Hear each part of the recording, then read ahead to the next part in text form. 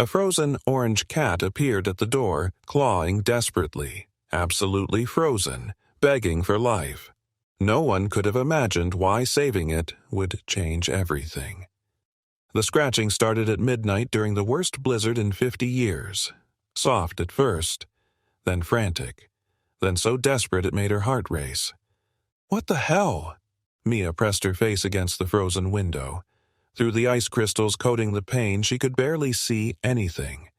Just white. Endless white. But something was moving out there. The scratching grew louder, more urgent, more frantic. Mia's hands shook as she grabbed her flashlight. She opened the door carefully. The wind hit her like a physical blow, and there it was. A cat. Or what used to be a cat. Now it looked more like an ice sculpture. Orange fur completely encased in frost.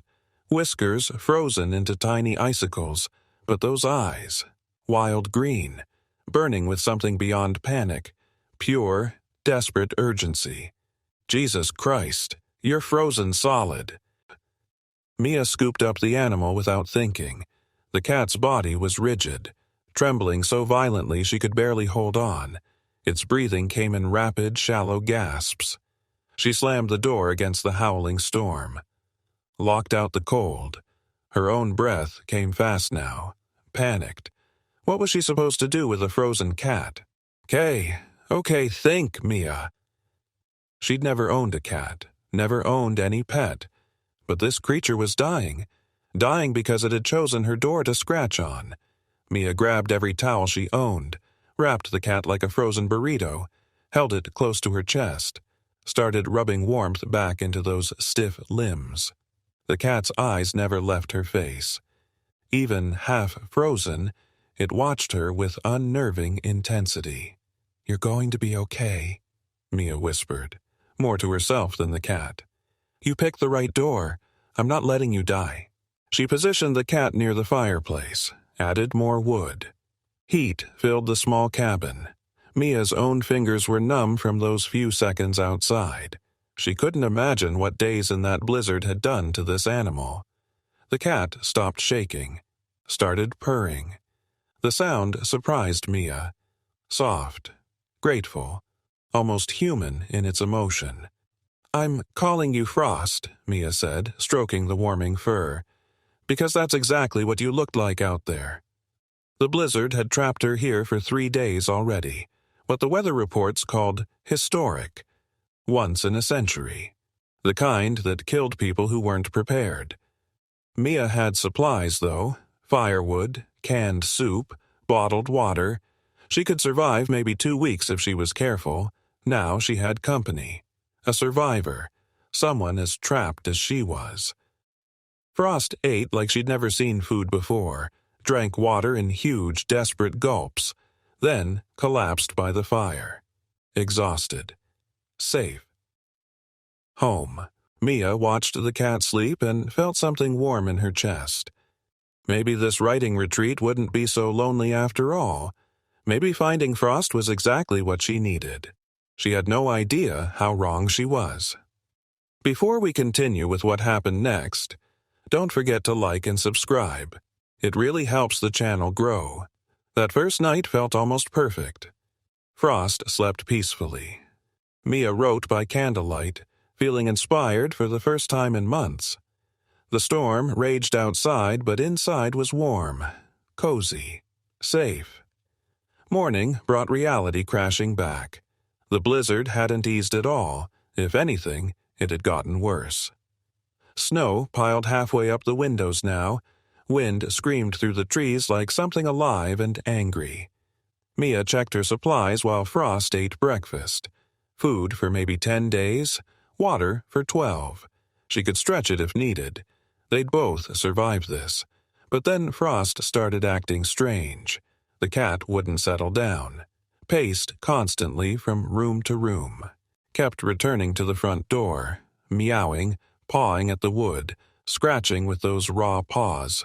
"Frost, no, you just got here. You can't go back out there." The cat ignored her completely, threw herself against the door.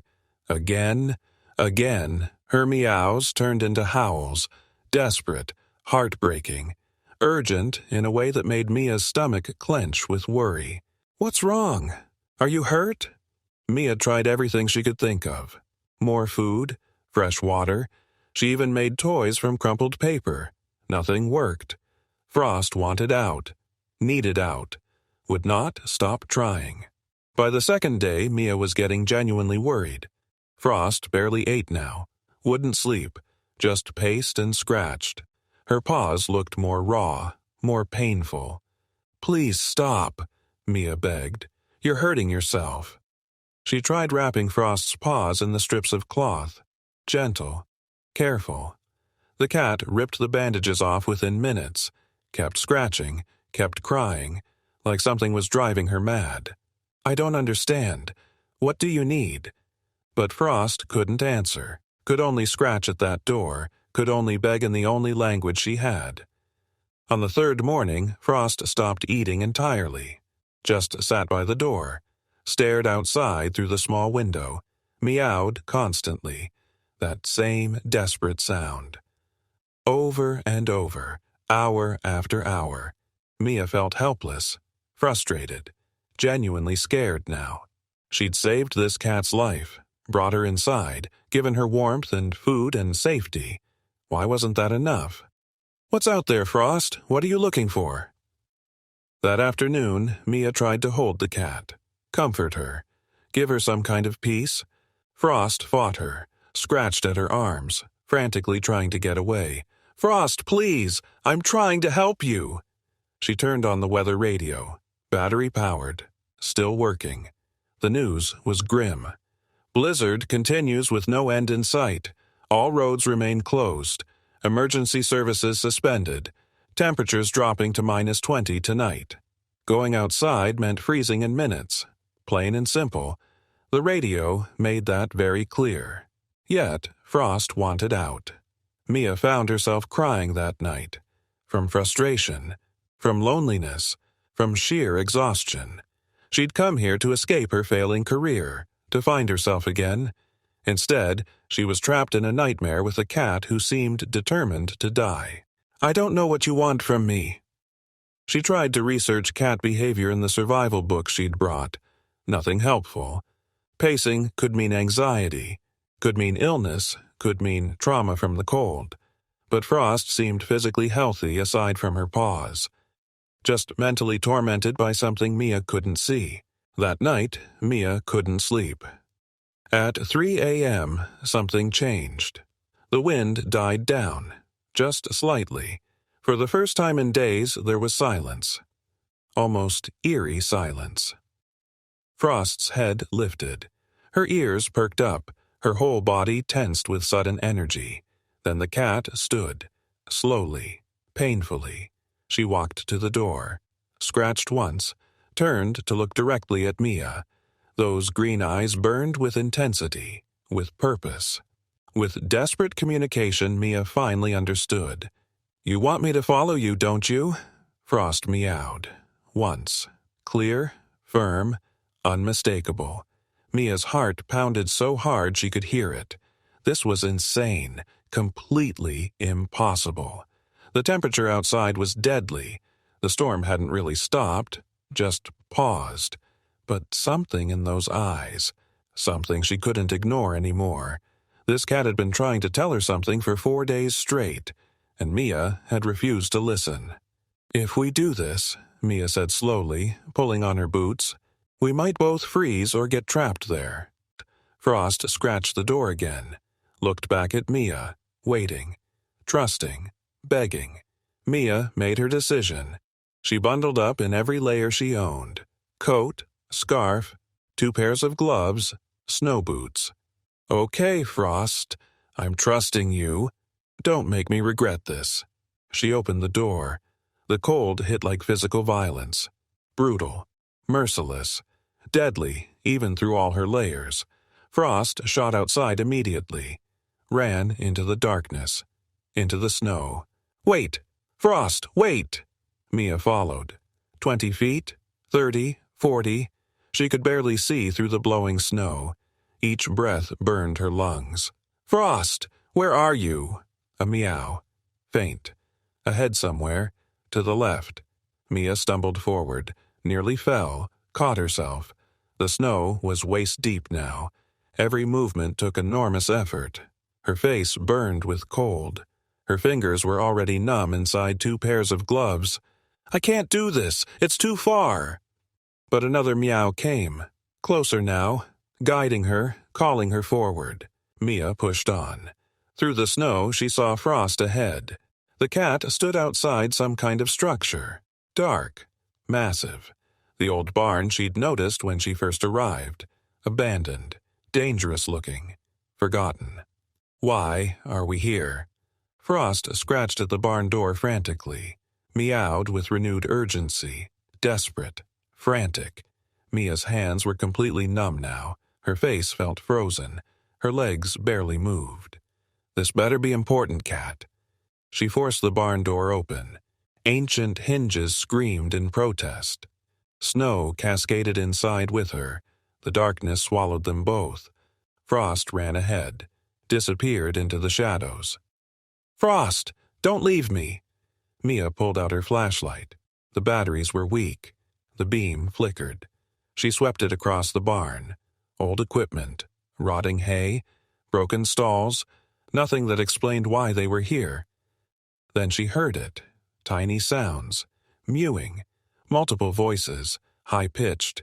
Weak. Desperate. Her blood turned colder than the storm outside. No. It can't be.